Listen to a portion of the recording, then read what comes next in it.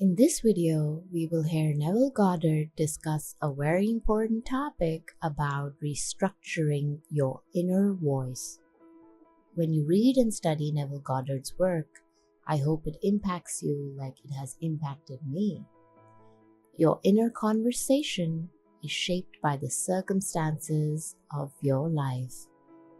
When you change your mental conversation with yourself, that is when you are on the true path of self-actualization.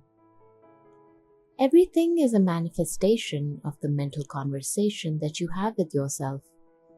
Man's inner conversation is what shapes his life. Words are closer to us than objective reality. Our inner conversations are a reflection of the world we live in.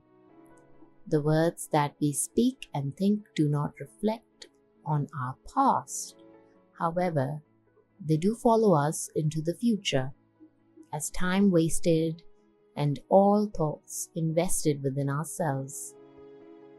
It is only what is done now that counts for us in our lives, even though its effects are not directly or clearly seen by us. By an inner effort of intense attention formulated by our inner words, with the intent to create a possible future as an outcome for a self-actualized life, helps us achieve everything. Relationships in our life are your own words made visible.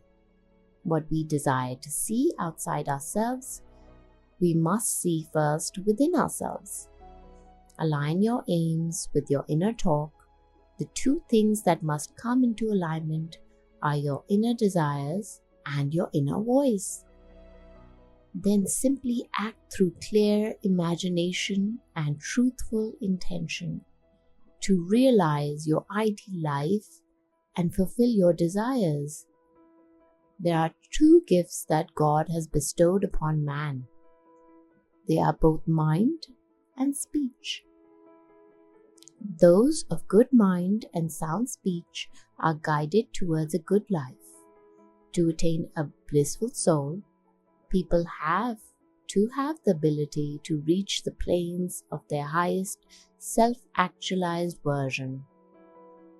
Our ability to be self-aware is exactly what enables us to reframe our state of mind and the choice of words we use for ourselves. The conditions and circumstances created by your life is something that is created by you. Your future will be created by the Word of God, which is present in your thoughts. If you wish to reap success, you must plan for success. You must voice it within your mind and understand how it feels to feel successful. An assumption persisted in the heart turns into fact. Always remember that. So we must assume that we are successful. If you're persistent, your assumptions will become facts. Good luck in practicing that.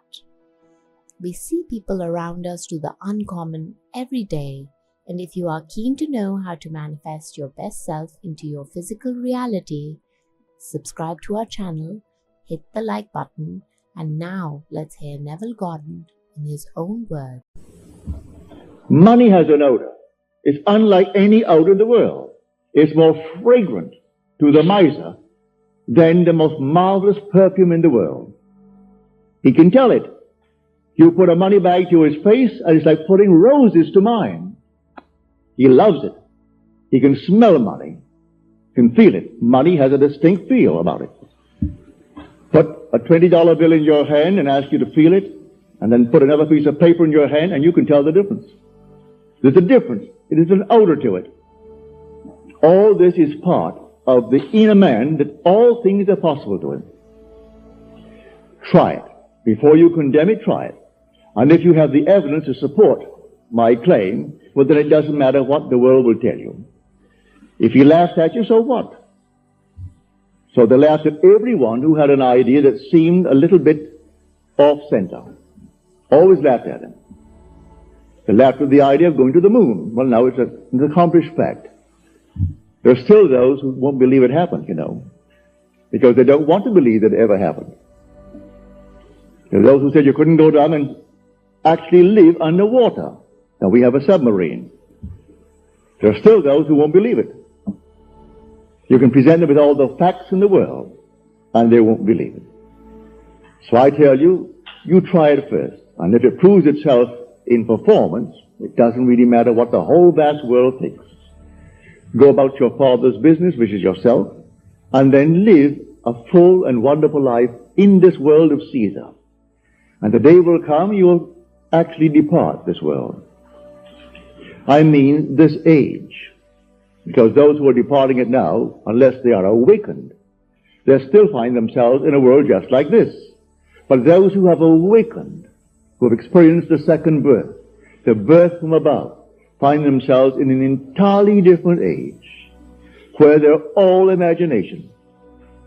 And they are perfect. And wherever they go, everything is perfect. You don't have to raise a finger to make anything perfect, because they're perfect. All things must conform to them, for they're perfect. That's heaven. So heaven is not an area, it's not a realm, it's a body. And when that body is awakened within you, which is the wonderful human imagination completely awake, then wherever you go clothed in that body that is completely awake, everything is perfect. If you found yourself in a forest of dead trees that all burst into foliage, in the desert they would all bloom like the rose, because you are there.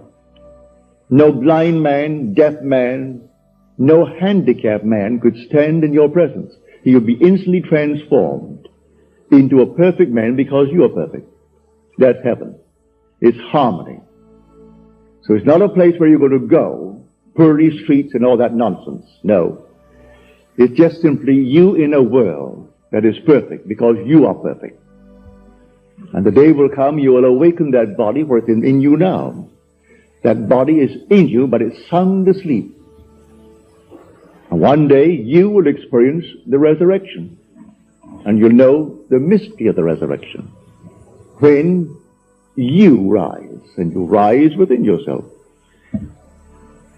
For the grave in which Christ is buried, as the Lord is buried, is your own skull. That's where he is buried. And in that tomb where he is buried, one day he will awake, and he will come out of that tomb. And it's you who comes out of the tomb, and you'll know who you are. He is buried in every child in the world, this universal being, and yet one. Billions of us, and yet only one Lord. And that one Lord, in his fullness, is buried in you, individually. And when you awaken, you are he. So tonight, take a go. Make it a lovely go.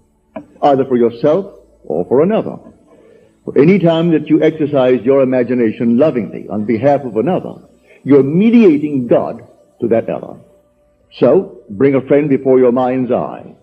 Represent him to yourself as the man or the woman that you would like them to be.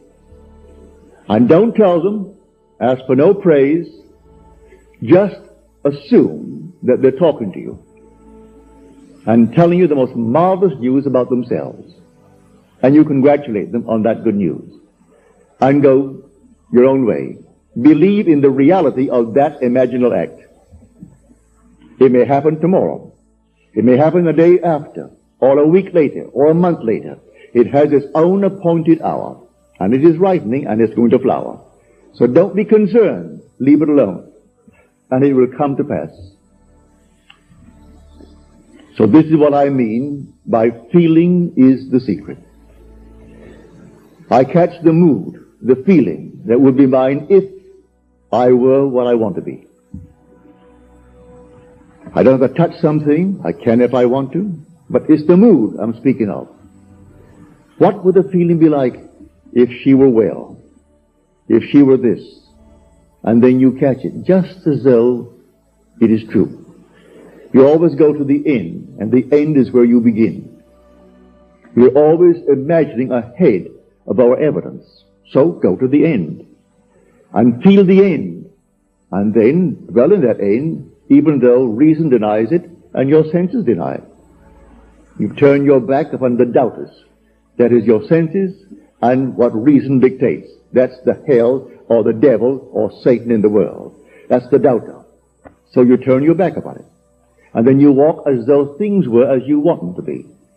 And living in that assumption, it slowly hardens into fact. Even though at the moment of the assumption it was denied by reason, an assumption, though false, if persisted in, will harden into fact. So you learn to assume and learn to persist in the assumption, and it will come to pass.